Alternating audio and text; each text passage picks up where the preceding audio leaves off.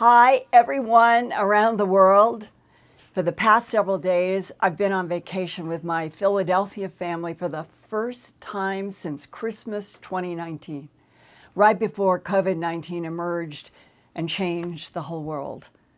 And now vaccinated, my daughter Laura and her husband John Mead traveled with my 6-year-old granddaughter Hannah to Albuquerque, and it was so wonderful to hug everybody again, even if we all still need to wear masks in restaurants and public places. I hope you all do. Now, Jonathan. One night, my vaccinated brother, Jim Moulton, and his son, Jonathan, invited us over for dinner outside on their backyard patio. They have a really large black Labrador dog named Jaeger. Jaeger has a red squeaky toy and a purple squeaky toy that he loves to bite on and chase. So Hannah decided to try grabbing and running with the squeaky toys, casting huge shadows on the wall from the nightlight.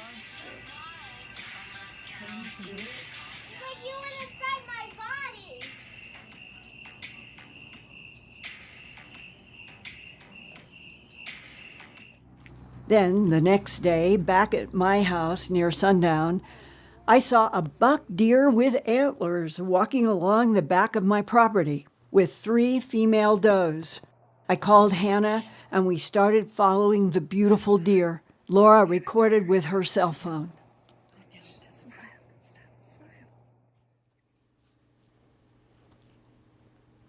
And while taking this time off with Hannah, Laura, and Johnny, I was so happy to learn that the Earthfiles YouTube channel broke through 181,000 subscribers. Thank you, thank you, thank you so much. And to celebrate tonight, live, I am going to share some of your fascinating letters and emails to me about your high strangeness experiences amid your questions tonight that Ian is gathering from your live chat. But first, I want to honor the life and passing of my dear Canadian friend, the Honorable Paul Hellyer, this past Sunday evening at his home in Toronto, Canada. He was born on August 6, 1923, and passed to another dimension on August 8, 2021, a couple of days back, having suffered a fall 2 months ago on June 19th. Canada's Toronto Star reports that on August 6th, Paul, quote, had celebrated his 98th birthday surrounded by his children, 5 grandchildren, and other family 2 days before his passing. Paul Hellyer was the 16th Minister of National Defense from April 22nd to 1963 in Canada up to September 18th of 1967. Originally, he was from Waterford, Ontario, and he was the first elected to Parliament in 1949 and was, at the time, the youngest person ever voted to serve as an MP. Through following elections, he would rise through the ranks of the Liberal Party before choosing to sit as an independent in the House of Commons in 1971. He was the UK Queen's longest-serving Privy Councillor at the time of his death this year. Close quote. Now, in early September of 2005, Paul Hellyer made headlines by publicly announcing that he believed in the existence of UFOs.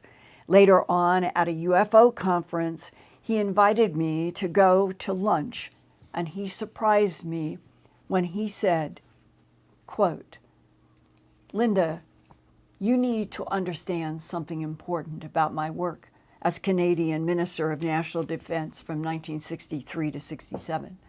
He said that was right before Pierre Trudeau became Prime Minister. Linda, he said, you have investigated animal mutilations and human abductions. You have interviewed sheriffs and deputies who have told you the perpetrators are creatures from outer space. You have military sources who relate their firsthand experiences with UFOs and non-humans. But Linda, when I was Minister of National Defense from 1963 to 1967, there was not one single file or document that crossed my desk about UFOs and other intelligences then. Nothing. Paul Hellyer told me, though, that there was a U.S. Air Force general who personally sent him a copy of Lieutenant Philip J. Corso's very important book, The Day After Roswell, the one that you have seen me lift up probably more than any others, that came out in July of 1997 on the 50th anniversary of the Roswell UFO crashes. I just urge every single one of you to read this book all the way through. And Paul Hellyer told me that the U.S. Air Force general who made him read the book after he sent Paul the book stressed that Colonel Corso, quote, wrote the truth. That's what Paul said to me. Colonel Corso wrote the truth, and that Paul Hellyer should read every word of the book. Paul told me that he read the book and that was why he wanted to talk to me that day at that conference. Paul explained that while the United States in the 1960s began having hundreds of bloodless, trackless animal mutilations and human abductions, someone in the Pentagon decided to keep the facts from Canada's Ministry of Defense. He said, "We were allies in World War II. Why did the US Pentagon shut out Canada?" Close quote. He said that to me. And then 2 years later, in 2007, Paul Hellyer told the Ottawa Citizen, quote, "I would like to see what alien technology there might be that could eliminate the burning of fossil fuels within a generation. There could be a way to save our planet. We need to persuade governments to come clean on what they know." And what Paul meant by that was other life in this universe that he had come to accept in his discussions with the U.S. Air Force General after reading the book and other sources that began to talk to him. He said, "Some of us suspect they," meaning other intelligences in this universe, "know quite a lot. And it might be enough to save our planet if applied quickly enough," close quote, because he was so worried about the projections of exactly what is happening on our planet now. Rising temperatures, uncontrolled storms, and fires. And as you think about Paul Hellyer now, his words are haunting. Today, as all over the world, we have droughts and fires that are spreading at record-breaking speeds in square miles of land. In a 2014 interview with Russia Today, also known as RT, Paul Hellyer reported that he understood there were at least 4 species of aliens that have been visiting or are based on Earth and have been for thousands of years, with most of them coming from other star systems. Whatever his source of information was about alien intelligences, he told RT that the non-humans, quote, "do not think that we humans are good stewards of our planet," close quote. And now I would like to share with you something that I have never reported before. It goes back to an anonymous, anonymous meaning they requested anonymity, communication from a scientist that I knew who it was. And that scientist in 2019 was confirming for me his own firsthand knowledge of other intelligences in this universe. Quote, the scientist: "We have learned much about our consciousness universe." That's how he puts it, consciousness universe. "With the help from other outside friends," which is his code for ETs, "that live and travel in this galaxy and other galaxies far beyond our solar system and also interact with Earth." He said, Linda, I have heard you speak about this being a holographic universe, perhaps projected from another dimension or timeline.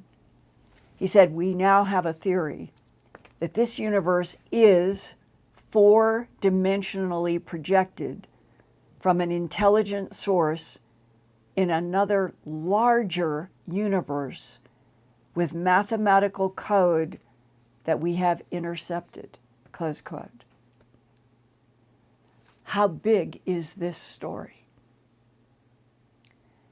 So, dear Paul Hellyer, in whatever dimension you are in now, I thank you for your kind intelligence when you were here on Earth.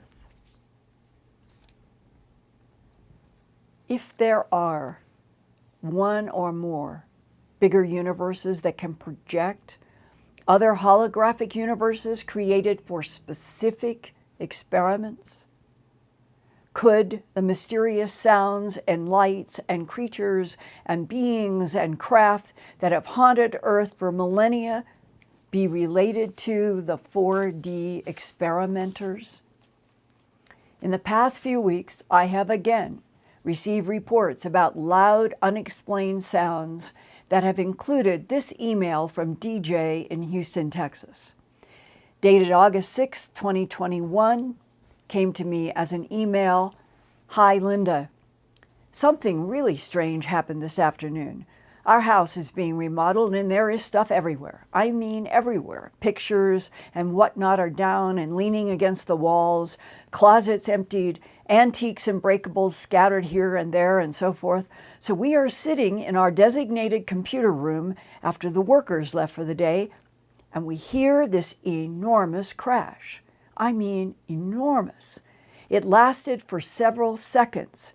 It sounded like glass shattering, falling debris, things breaking. I thought, what on earth did the cats break this time? We have 8 cats that are very content to knock things off the tables that aren't anchored down. So I went from my room to room looking for damage or something broken, but I found nothing. Nothing out of place, nothing broken. So now I'm freaked out. We live in a small house, comparatively, 1,400 square feet. I figured a lamp broke or a picture fell to the ground, but nothing. I know folks have been hearing strange booms around the world that shook their houses and then went outside to find nothing. Also, those trumpet sounds with no source within miles, as you have reported. We have never experienced anything like this before. Very bizarre. Have any of you ever heard a crashing glass sound, gone to look, and you couldn't find it? I did a report that is at my Earthfiles News website that has about 3,000 reports now, and I did this probably a decade so, going back to around 2011-12, and I remember talking with the woman in depth, sitting in a chair in her living room, alone, nobody else in the house. She hears, it sounds like glass crashing everywhere, scared her. Nothing. She could find nothing, and her family came and they could find nothing.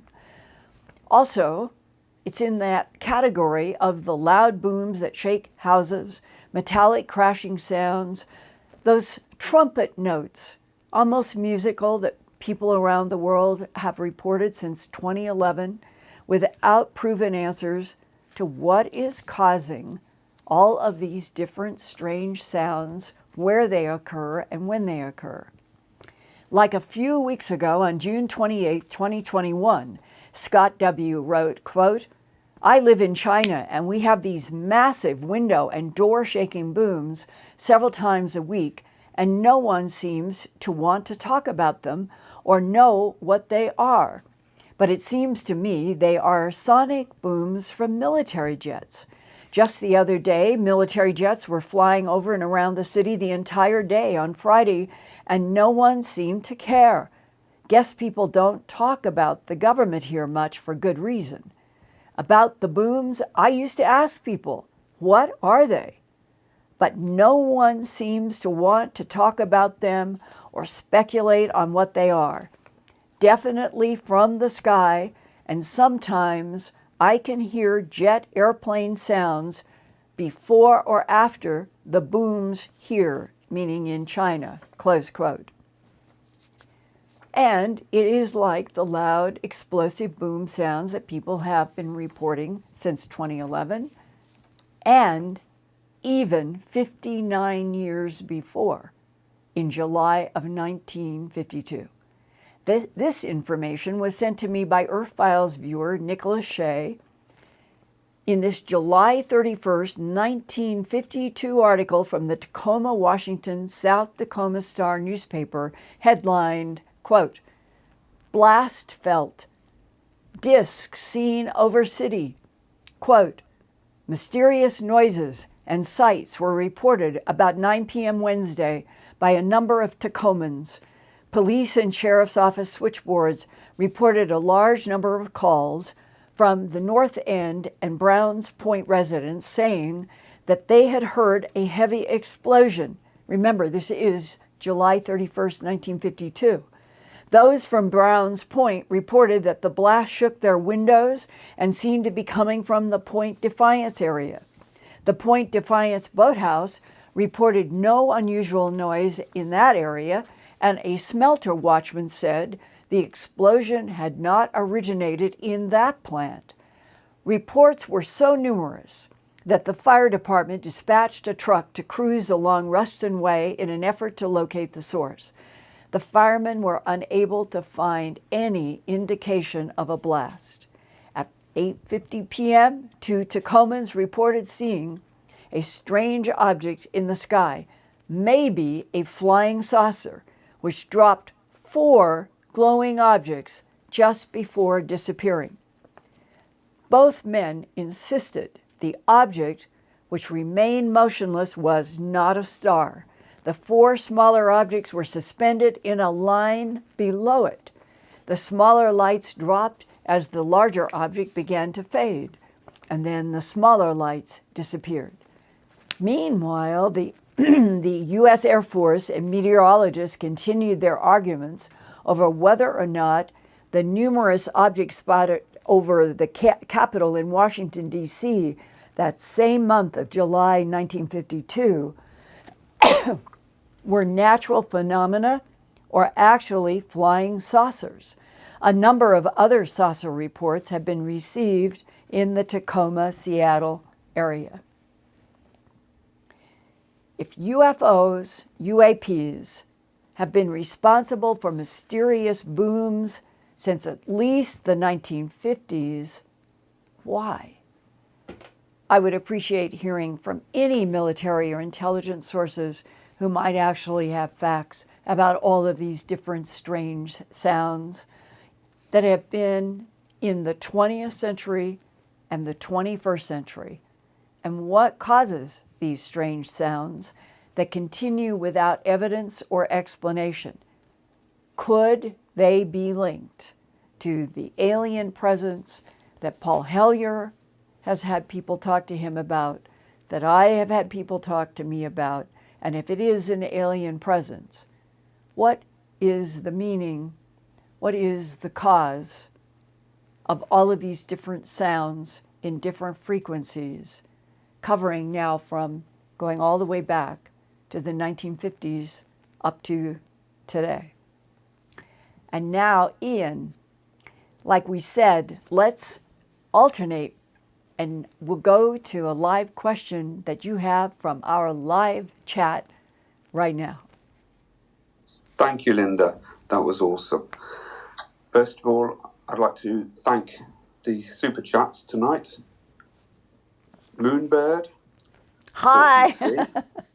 Douglas Jones, Sully Bella, Deborah Kilby, Dave Goodrich, Eric Ackley, Chris Young, Teresa Bass, Gina McHugh, who said some lovely words, by the way, and people like that in the chat. Angry Rich Bissig, Sergeant Cadet, who's actually seen 3 orbs fly over tonight. Wow. And Fernando Menezes from Brazil. So thank you, everyone. Oh, thank you, thank you, thank you, thank you. I I embrace all of you who think about the work that we do to try to bring this to you each week. And I embrace all of you who are open-minded and trying to understand what is interacting with our planet, and that you're not afraid, that you are trying to understand the truth as I am trying to understand and report to you. I embrace all of you. Thank you. And I have... we've had a comment from Melissa who says, Oh. I had the glass crashing sounds twice in 2 days in 1985. My husband heard them too. Anything else? Would you ask her in the chat while I go to one more if they did any investigation or had anybody come, or if there was another step? And while you're finding out if she learned anything, even from neighbors, what I'd like to do is go to a fascinating, it's an email from what I'm calling Walter L. from Crossville, Tennessee.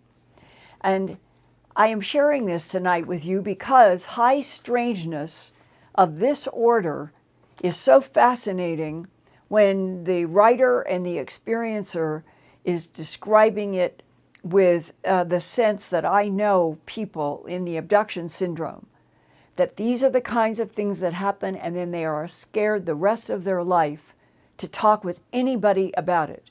And that what I would like our Earthfiles YouTube channel gathering every Wednesday is to help all of you be able to express information that others might have other details, and that we learn and evolve together. So now here is a fascinating report from Walter L. from Crossville, Tennessee. And it goes back to 1975, and he said he's not been able to find any other description like what happened. He said, quote, I was 16 years old and slept in an upstairs bedroom that measured approximately 10 by 16 feet, with half of the ceiling sloped down to a short knee wall. My bed was under the sloped portion so as to not have much headroom over the bed. There was one window, and at that window the wall did a 90-degree away into a closet door. Now, I normally would be in bed by 11 or 11:30 p.m., and one night, as I lay there thinking about what I wanted to do the next day, I began to hear a very faint yet growing hum. It steadily grew louder. I didn't search long before I saw it. Up in the ceiling and the wall corner between the window wall and the upper left above the closet, I could make out a basketball-sized movement of what looked like gray smoke swirling around in a consistent circular pattern, coming out of the wall right where it becomes the ceiling. It was semi-transparent, and as the hum intensified, the smoky mass grew larger and larger until all of the air volume in the room was swirling rapidly and heading directly toward me. As this frightening, tumultuous mass came upon me, my chest sucked it all into my body just as if I were a vacuum turned on high speed. And then I became paralyzed. I could see, move my eyes, and breathe, but that was it. Every inch of my skin was in pins and needles, but more intensely, like if your hand fell asleep by lying on it. My mind was frantic, but nothing I could do would evict this terrible thing out of my body. I had no strength against it. Oddly, as I simply gave up mentally struggling against it, the smoky mass sucked itself right back out of my body the same way it came in, and right back to the same spot in the wall where I first saw it. I freaked out, ran down to my grandmother's tiny closet-sized bedroom, woke her up to explain what had just happened. She was very wise in spiritual things, being a faith healer to us kids at times. But she had no idea what it could be. Man, oh man, was I ever happy to have my body back. And I will tell you one oddity that I have found in my dream travels that I can visit with the dead and the yet living in the same place and at the same time. Apparently, when I dream travel into the middle world, other alive people I know can be there, also briefly communicating together with dead acquaintances. I would love to know what those visitations in my bedroom actually were. May God bless you, Linda, Fluffy, and Chocolate. I love your Earthfiles. Signed, Walter L., retired New York City Corrections Office, New York State Corrections Officer, who now lives in Crossville, Tennessee. I'd be very curious if anybody else listening in any part of the world has ever seen one of these spheres. They sometimes can glow. My understanding is the government has a word for them. Diastomeres, basketball-sized, glowing upload, download technologies used by non-humans that can come through walls, ceilings, windows, and that when one of these basketball-shaped diastomeres or spheres shows up, a number of things can happen. But this was one of the most interesting details of it emitting some sort of vaporous thing that went into him. And then, when he gave up fighting it, left. If anybody else has any variation on that theme, any experience with the basketball-sized glowing objects that appear to be upload-download technologies, or any other part of these that I have selected for tonight from comments and chats, let me know, let Ian know. And now we're going to go to Ian for the rest of the program for your live chat questions tonight. Okay, Linda. We've got a question here from Phyllis Neal. She's a long-term viewer and Earthfiles follower. Here's the question. I have a question about the holographic universe. I cannot jibe with that other beings coming here and performing cattle mutilations and taking blood and other bodily fluids, etc., if we're in a hologram. I cannot think that you can get all that human-animal stuff from a light show. Just a thought. Love you to pieces. Thank you. I love you guys to pieces too, and I understand the confusion. But in a way, all of this relates to that bigger question about the yin and the yang symbol. Why are we in a universe where everything has to eat something else? Why are we in a universe where there appears to be death and perhaps resurrection, certainly recycling? Why are we in a universe where my childlike question, and I understand it's childlike, but I know that other people have it.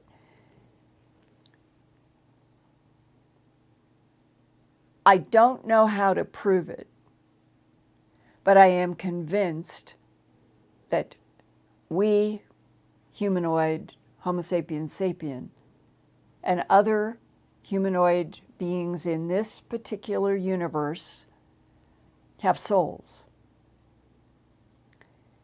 And because of some discussions that I've had with people who will not go on camera or audio, I have begun to have a sense that fits into the holographic universe that the souls are like a quantum energy field.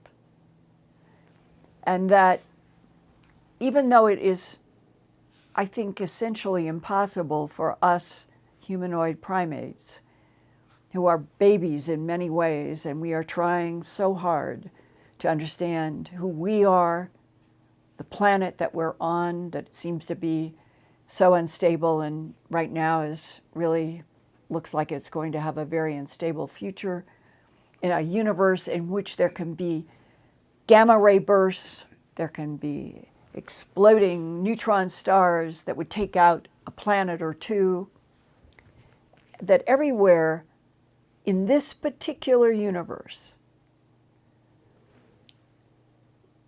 there is always an edge between life and death.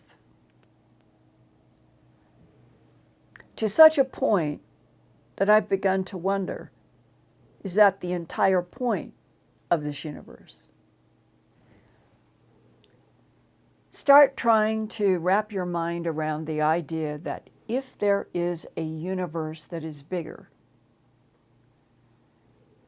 and it wants to experiment with certain concepts, because it has the ability to move point to point in instants, that it could calculate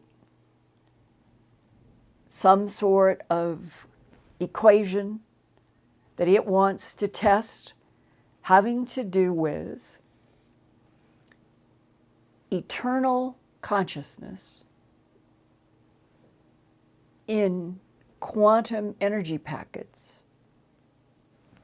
that we only can know as souls, that can be put in a universe that is totally calculated, totally controlled in terms of the parameters of what they want those quantum energy souls to go through and learn. And that this universe is not the stopping point. This universe is where the big universe made this universe, and it is doing testing for a whole bunch of, let's say, goals.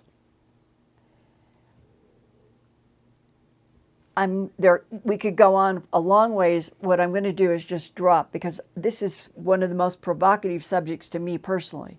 I wish I had hard answers. But in all of this that I just laid out, suddenly the avatars make sense to me.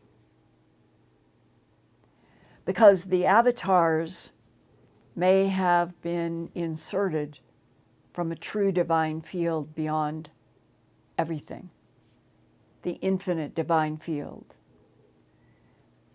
may have the ability to insert a consciousness in an avatar in a universe in which the divine field wants to have influence and not just be a large universe's experiment.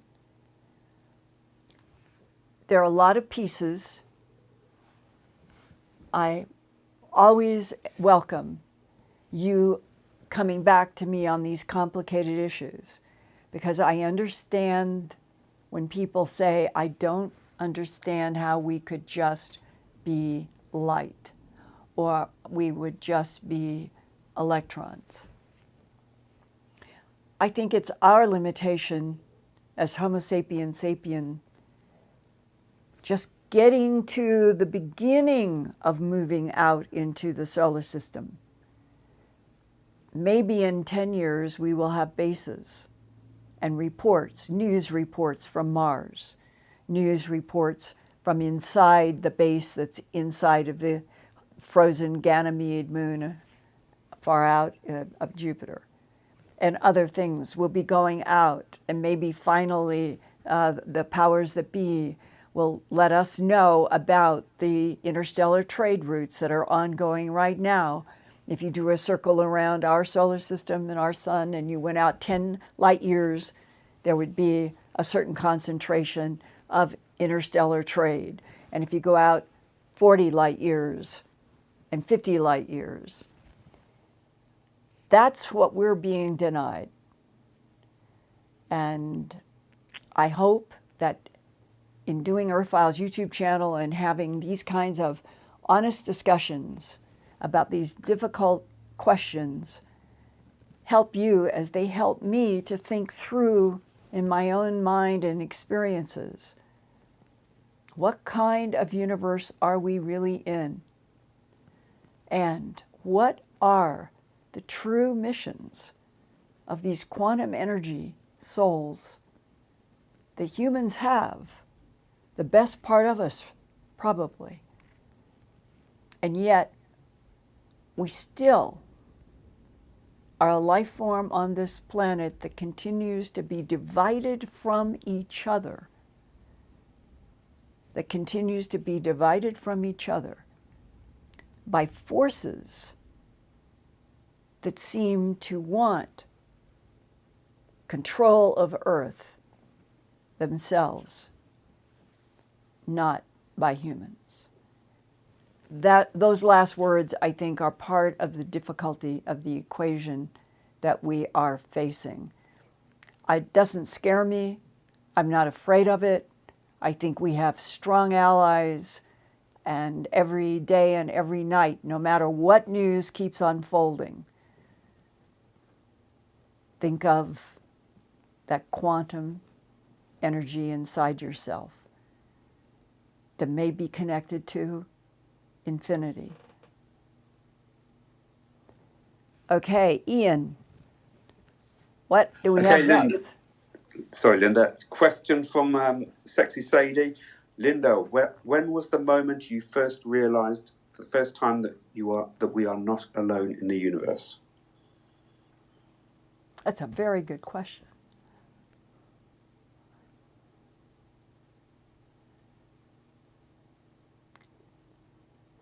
I was in an astronomy club that I co-founded with 5 guys. There were 6 of us who met at the Boise Public Library. Sorry, this is the smoke from the fires. We're all having terrible allergy problems. 5 guys and me, 6 of us, formed the Boise Astronomical Society when I was still in grade school at Lowell Grade School on 28th Street in Boise, Idaho. And those 5 guys and I went into junior high together, went into high school together, and we got guidance in how to make an 8-inch reflector telescope, and we worked in the International Geophysical Year, and I've told you all that I was blown up, quote unquote, in an explosion where the guys and I were going to build a rocket, and we were in the process of putting together various propulsion ingredients to test them, and they blew up, and I lost some skin and hair and eyebrows and eyelashes. And my father put his foot down and said, "No more. You're not going to do that anymore."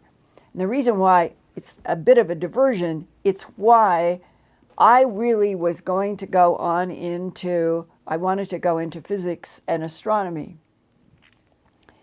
And when all of that happened, maybe by, who knows, the matrix of plans, I began doing a lot more just by myself with my reflector telescope that my dad had gotten me.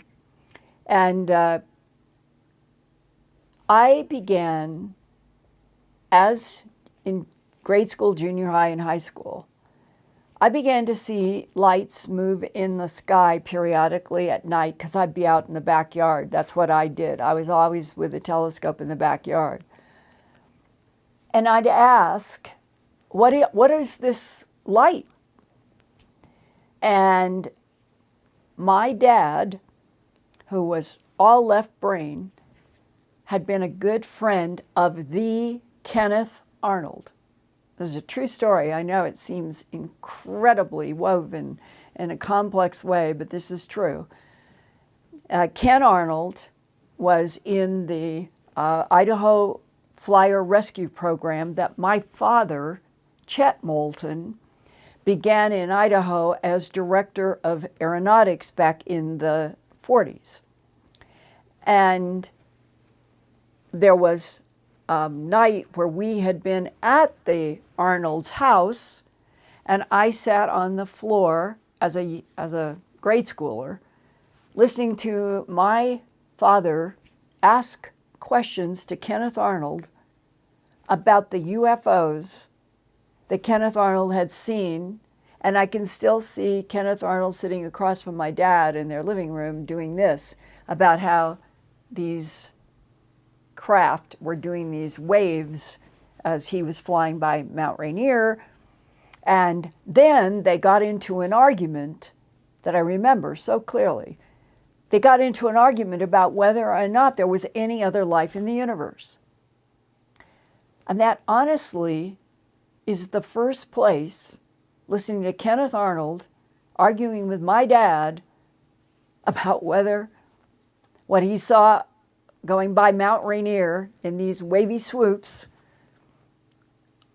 were extraterrestrials or from someplace else besides Earth, because that was June 24th of 1947, and there was nothing like what Kenneth Arnold described or sketched with an illustrator that's in his book, The Coming of the Saucers, and further emphasizing how ironic, fluky my life has been. That book, The Coming of the Saucers, I have it right here in this library. That was in my dad's library from the time that I was old enough to go through his books. And we would talk about this argument. Is there other life in the universe? And that's when I began to become convinced that what Kenneth Arnold saw was something from someplace else. So, in an odd, strange, fluky way, that idea entered my young mind when I was in grade school because of the argument between Kenneth Arnold and my dad. It's really something, actually. Ironic. So there you have it. That's when I first started thinking. Ian. Yeah, Melissa has got back to us. She says that she heard the crashing, breaking glass sounds. She said she'd also seen unexplained lights in the sky a few months before this incident, but no one else heard anything when the incident happened. And it never happened again after those 2 nights. Yeah, it is a puzzle. It obviously has something to do with frequencies, and frequencies penetrating suddenly the environment around. And the issue would be what would generate frequencies that would have those kinds of glass breaking in one case. Chocolate has joined us. Booms in another, metallic crashing in another, the trumpet notes in another, and why. So thank you, Melissa. And this is the problem of investigating so many of these phenomena, that some are unique and they happen once and they're not repeatable, or they are repeatable like animal mutilations with hard physical evidence, and no one on the planet wants it to be true that other intelligences would be harvesting genetic material and blood and fluids from Earth life. I would say firmly that that is exactly what is happening and has been for thousands of years. It didn't just start in the 20th century. And so now, as we move out to Mars and the moon and beyond, it seems really important that we start understanding the true facts. Which non-humans are the ones that need to harvest blood and tissue and genetic material from this planet and maybe others. They don't seem to be intent on humans. So as we keep going through this multifaceted question of which type, which non-human, which other intelligence related to a large universe that made this universe for experiments, why? Why would there be the need to eat other things and to harvest from living animals? That is, to me, that is one of the most challenging conundrums when you place the idea of survival based on absorbing other life forms, as we do on Earth. Why would that be in this universe, and is it in other universes or not? Okay, Ian? Okay, Hannah has checked in. She says, "Hi, Mom. Just wanted to say you did a great job on the video today. Love you from Hannah." Hi, Hannah. I love you. And I loved your shadow with Jaeger, the big dog, because we had that porch light that was shining and it cast you so big with the big dog. And you did your beautiful music and dancing. Thank you, thank you, thank you. I love you. And I'm so glad you all got back to Philly, okay? So, and thank you for appreciating. Hannah is 6 years old, and she is extraordinary and beautiful and gives me hope. I want to see humanity survive and for all of us to know each other with agape love. It's not corny. The Greeks knew if you could love everybody the way you love your brother, your sister, your daughter, your son, agape, non-sexual, agape, the love, heart to heart, soul to soul. This planet needs so much more of that to stop wars. Okay. So agape love. Okay, Ian. Can you give us an update on the situation about the backlog of book orders, etc., and the stock supply of Glimpses of Other Realities, Volume 2? They're here! Yes, I got the books, and tomorrow is devoted to getting all of the orders done and shipped tomorrow. And there are people who probably, they go back to when we first learned that there were all these problems and there were orders going back 3 or 4 months. And some of you should be getting books first. I got a dozen or so of those out immediately because they went back so long. So just know, Glimpses Volume 2 is beautiful. The book is beautiful. It is shrink wrapped. And all of it, all of the current orders will go out tomorrow.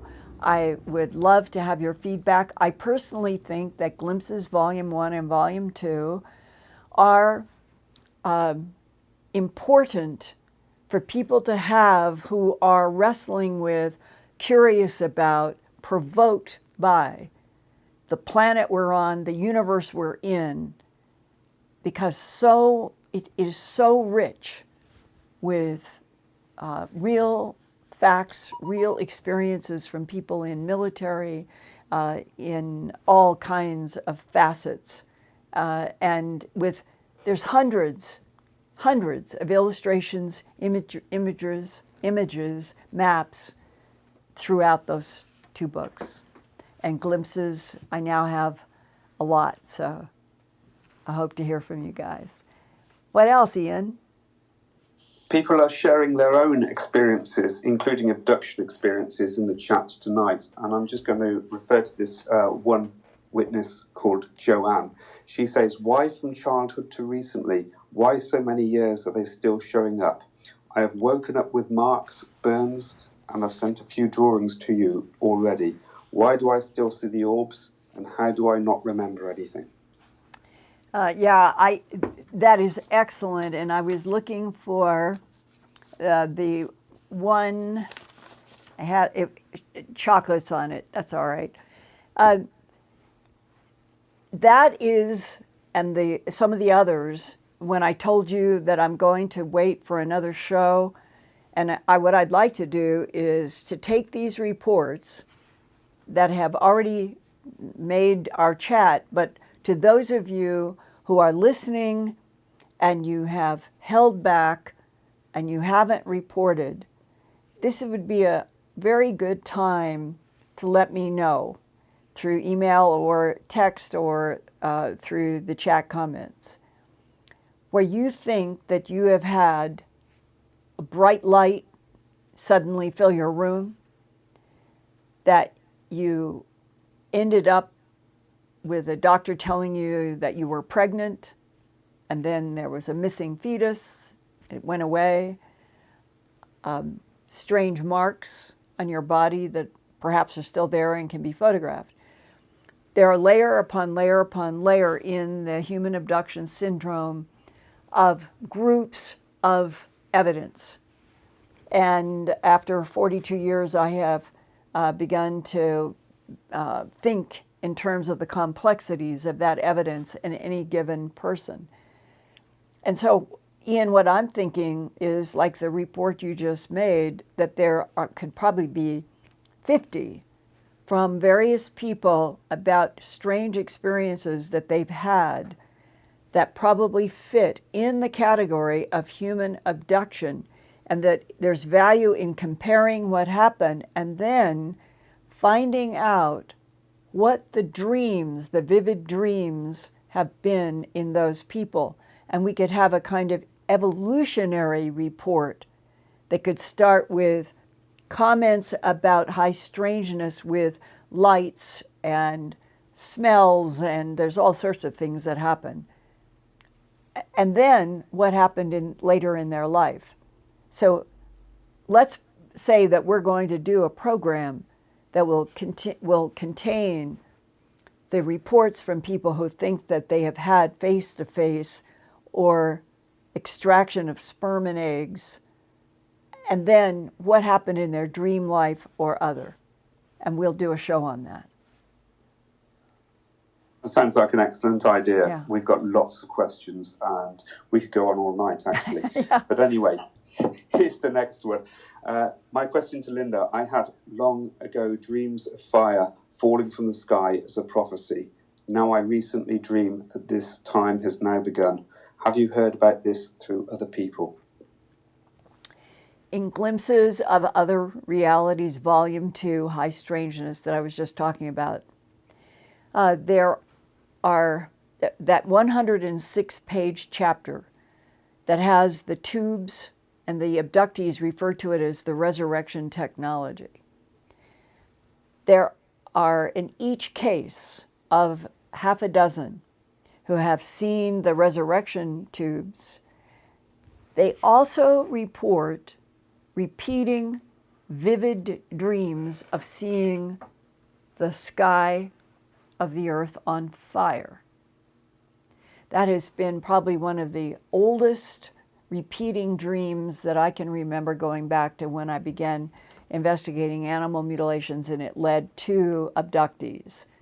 And you begin to realize that one of the first areas that you need to go in depth with people who suspect something is, what vivid dreams have they had? What categories? Some people, they see the earth covered with water.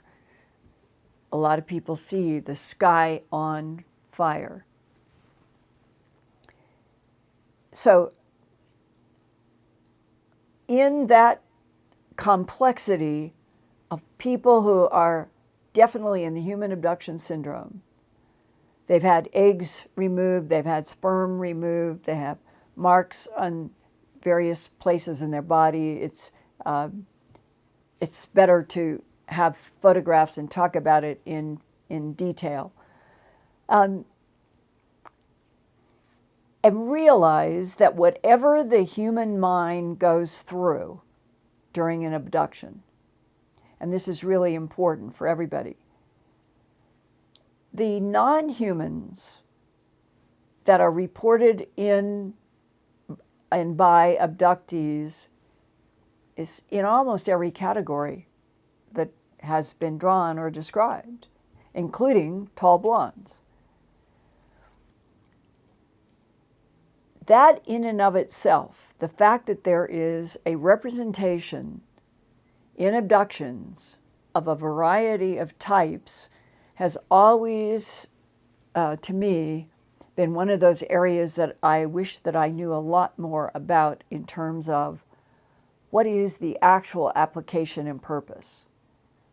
When people are dealing with reptilians, they get a clear sense that the reptilians who do animal mutilations are using the fluids and the tissue for sustenance. Others, they think it's for genetic experimentation. And we'll say the whole big puzzle of it there are common denominators that all seem to be present in abductions and animal mutilations. I never actually felt real fear even when I was by myself out collecting tissue from animals and getting it in a formalin to get it to a pathologist. The reason I bring that up, I have a very sensitive monitor that I trust, and if there was something that was really harmful, if there was something that would do damage, I would, I think, have sensed it. So it's confusing about motive and purpose. But my own personal feeling is that we do have allies, strong allies. I want all of you to always hear my voice telling you that. We have strong allies that are humanoid, that are out within 10 light years, 20 light years, 50 light years, and they know how to move point to point rapidly. And once you've laid out this puzzle with all these pieces, the thing that just stands out constantly to me is, why would other life forms need genetic material from Earth? And a couple of things pop up to leave you with some thoughts. If we are in a huge experiment, a holographic universe created by another large universe, it may explain why some of these beings are so perfect at camouflage, that they know how to construct a human body that they can enter. That's the resurrection technology in Glimpses Volume 2. Because if you want to move around on planet Earth, depending upon where you want to be and what you want from the Earth, and you want to do it without causing fear, anger, harm, intimidation for whatever is your reason for being here, you want to fit in, then constructing human bodies that can be entered and controlled by others is like a first line of offense-defense. And I think it's been going on for thousands of years, if not millions of years. And when you begin to explore that area, a lot of things in ancient history begin to become more clear. So, in many ways, the biggest question I think that you can start asking is, what does Earth have that others in the universe would want? And why? And is there something unique about the ability for the Homo sapiens sapien humanoid that has evolved on this particular watery planet for a very long time that gives us a certain kind of constitution combined with the quantum energy field of the soul that might be unique? And we are living on the planet like it's Disney World. We don't even understand the holograms that are all over the place, that are uploading and downloading information and have been for centuries for non-humans. All of that intrigues me.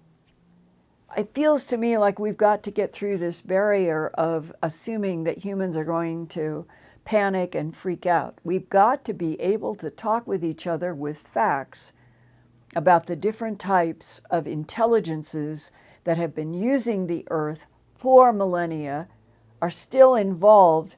Why exactly?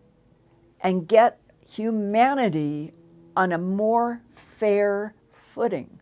And that, I think, is where the allies come in, but that it is very, very complex.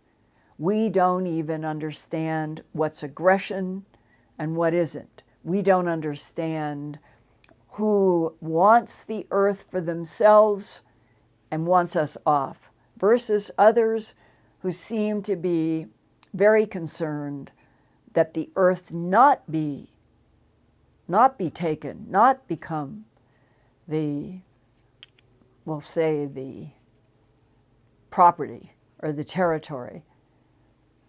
And all of these things seem to be going through revolutionary moments right now, and that a lot of human power brokers seem to think that you and I cannot handle any of the real truth. And that's why I'm talking so frankly tonight. I think we all deserve and can handle the truth, even if it is shocking.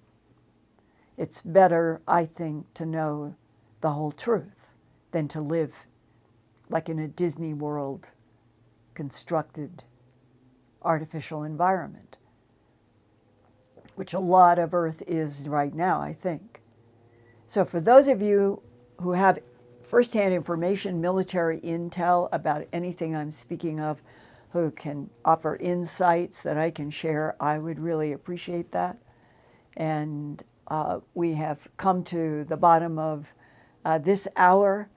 I have really enjoyed being able to share with you, and I hope you all feel that we are making bit by bit progress with subjects that have been off limits for so long, but that hopefully we can continue to share in a constructive way with agape love for each other as creatures that might be somebody's experiment, but we might also be something that the divine field itself wants to see survive, evolve, grow, and extend in infinity.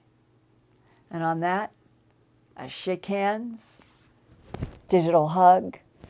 I love you guys. I'll see you next week.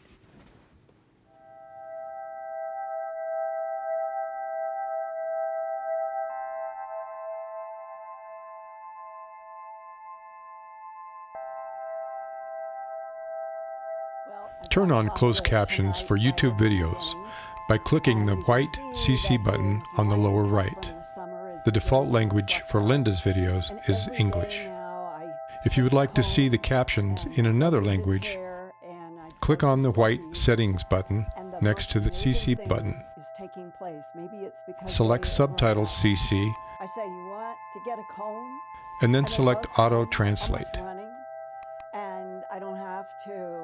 Select a language,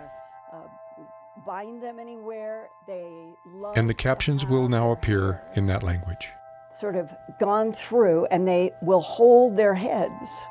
I never had a cat do that before. And they'll pull against the comb, helping me get out snarls. And I think it's the best they've ever been.